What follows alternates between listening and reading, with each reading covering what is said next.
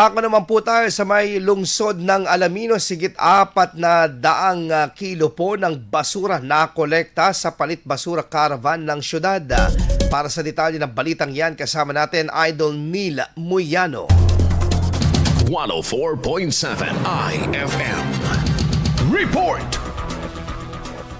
Umabot sa mahigit 400 kilo ng recyclable waste ang nakolekta sa isinagawang palit basura caravan sa Talbang National High School sa Alaminos City bilang bahagi ng kampanya para sa wastong pamamahala ng basura at pagpapatupad ng Ecological Solid Waste Management Act of 2000. Isinagawang aktibidad kasabay ng Information, Education and Communication o IEC campaign na naglalayong palawakin ang kaalaman ng mga mag-aaral hinggil sa tamang paghihiwalay, pagbabawas at pagtatapon ng basura. Binibigyang diin ng programa ang papel ng kabataan bilang katuwang sa pagpapanatili ng kalinisan at pangangalaga sa kapaligiran. Dinalakay sa kampanya ang mga klasifikasyon ng basura at ang wastong paraan ng paghawak at pagtatapon nito habang nagbigay rin ng paalala sa mga simpleng hakbang tulad ng paggamit ng eco bag at pag-iwas sa hindi kinakailangang mga produkto.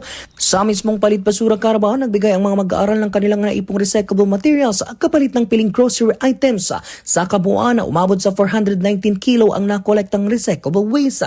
Ayon sa City Environment and Natural Resources Office, mahalaga ang ganitong uri ng aktibidad upang higit na maunawaan ng mga kabataan ang halaga ng responsableng pamamahala ng basura sa pamamagitan ng aktwal na pakikilahok.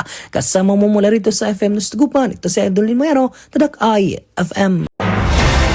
IFM News. IFM News. IFM News.